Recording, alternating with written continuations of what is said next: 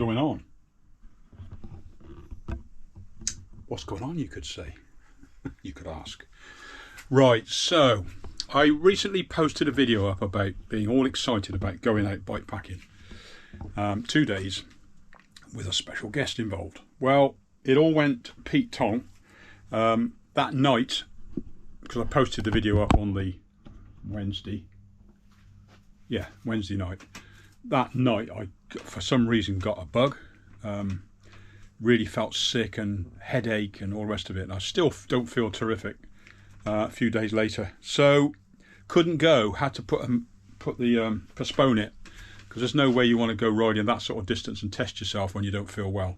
So always another day. So contacted my guest and had to let them down as well, which is a bit of a shame. Feel a bit bad doing that. So anyway, in the meantime, I've been looking at the future of my bike brand, Smokestone Bikes, what to do, how to progress with it. And I was gonna stop it some time ago, but I'm not now. I'm going to give it a good push and promote it, and it's going to be promoted and made to work better. So I'm going to put more time into it. So what I've had to do is, what I have been looking at is the amount of different models that I do. I'm going to try and slim it down a bit, because to be honest, fat bikes are, I love fat bikes. They are, as you know, my favourite way of getting around, but they're not for everybody. And I've been selling a lot more non-fat bikes than fat bikes. So what I've done now is I've shrunk down the range to one fat bike.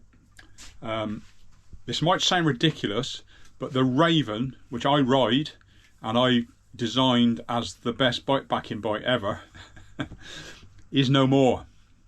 It's going to be a boost frame now, so it's going to be plus, because I have sold 2 of them in boost format, so non-fat. So that frame will, at the moment it's listed as Raven 148, but it will become the Raven. And what I'm going to do is concentrate on the bow tie, because that is the most popular fat bike that I've done, except for the Henderson. This is the most popular titanium fat bike frame. There's quite a few out there now, and I love it. I love all my frames. Now I'm switching back to the bow tie for those 2 reasons. One is it's already in the range and it's popular, and the other is I want to ride a bike that's currently going to be for sale. And actually there's 3 reasons. This bike is 197 rear end. Now, if you don't know anything about fat bikes, there's 2 different widths. There's 177 and 197. Those 2 widths are to do with tyre size. A lot of early fat bikes were with 4-inch tyres, and you only needed X amount of space. So 177, well actually it was 135 to start with, but I won't go into all the details of that. But 177 has been what I've used for my Henderson frames, for loads of fat bikes when they first started. And then somebody came up with the idea of going bigger. So now this bike, this frame, will do it all. So this has got the wider rear end, it's got loads of space here, and you run a wider crank if you want to run a big fat tyre. You don't have to run a wider crank, but that's where it goes. So what I've decided to do is to run the frame that will do it all. So this will run 29 plus, 4-inch and 5-inch, or 4.8. Any size wheel will go in this bike. So that is the way I'm going. It means I can make use of the bigger 4.8-inch tyres which I've got, and truly be universal and truly have awesome mud clearance. I've got a massive problem with mud clearance. Well, not a problem, but an obsession. This thing will never clog up. Look at it. I mean, you could run a 29 by 3-inch tyre in there and it'd be lost. And that's what that's the ultimate, is having lots of clearance. You've still got the big space for the luggage in the bottom of your frame, because with a fat bike, you have this 100mm bottom bracket shell, which means you can put a bag in here with much more capacity width-wise, so you can run a bigger water bottle, a walker compartment or pack, or you can run, like I've done recently, my jet boil will fit in here. It will not fit in a normal bike because the cranks will hit it. And I can run generally a wider bag with more capacity. So you get a lot more in here. The weight's in the right place. I've also got mounts underneath, so you can also put a cage there and put heavy stuff. So all your heavy stuff stays in this area. Got rack mounts, got everything I need. I know I keep chopping and changing, but I put rigid forks on here for now because I need to service my suspension forks, and these will do for now. So I'm going to put these back on. I may run a bigger front tyre, which will give me a bit more comfort. So I'm looking at that. I've got plenty of tyres, as you can see. These are all the different size. These are Schwab Jumbo Jims. I've got 4.8s, 4.4s and 4-inch. So I've got everything covered. So I will be stripping these wheels down, and also building a new rear wheel because I need a new rear hub, and then away we go. So yeah, that's where I'm at the moment. That's what I'm doing at the moment, as I can't ride. So I'm giving the bike a service. I've got everything in bits. I've just stripped down my rear mech XTR. It's like new, to be honest. There's no play in it whatsoever.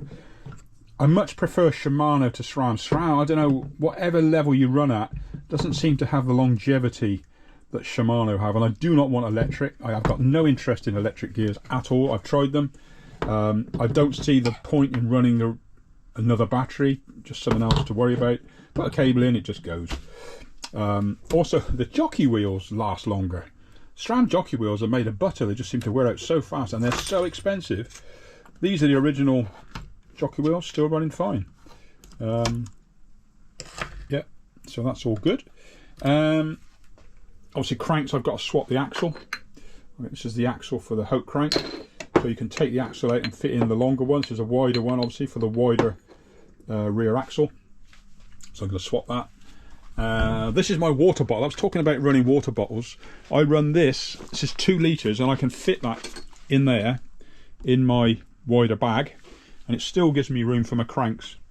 Loads of space. So it's a great way to carry water, and this obviously shrinks depending on how much water you put in it.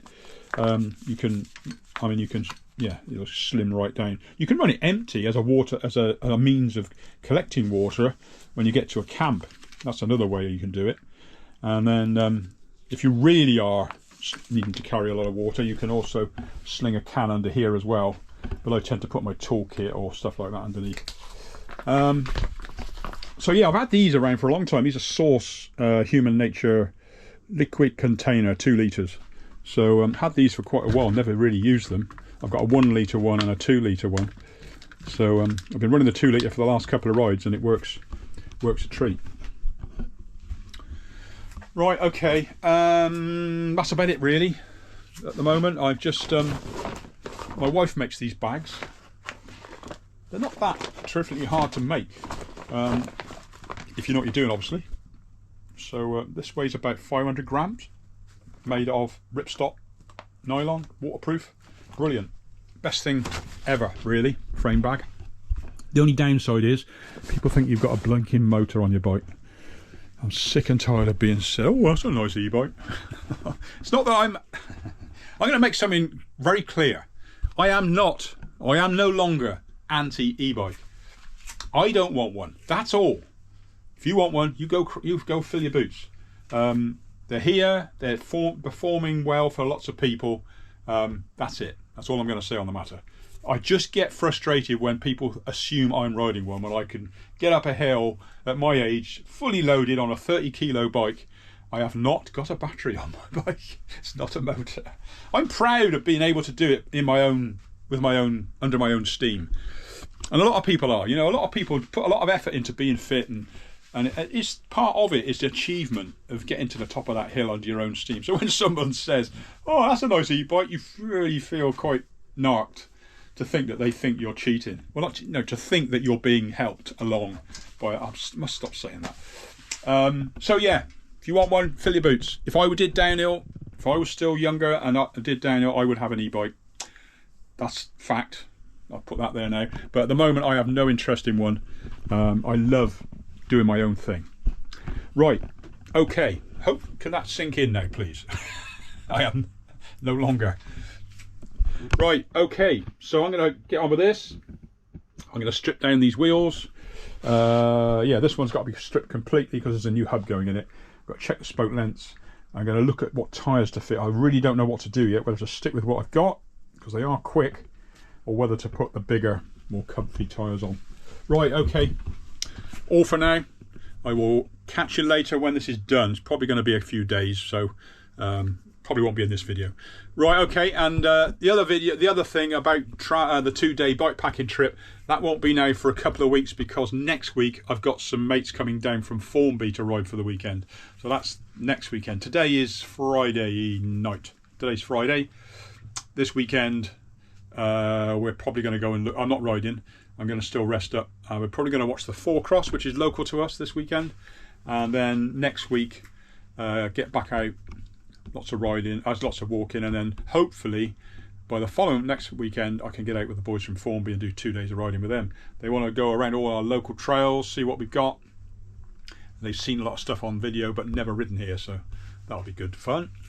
And then the following week, fingers crossed, I can get and do this 2-day trip. Right, okay, catch you later, people. Don't forget, like and subscribe, please, please. Click the old button. Right, cheers, bye.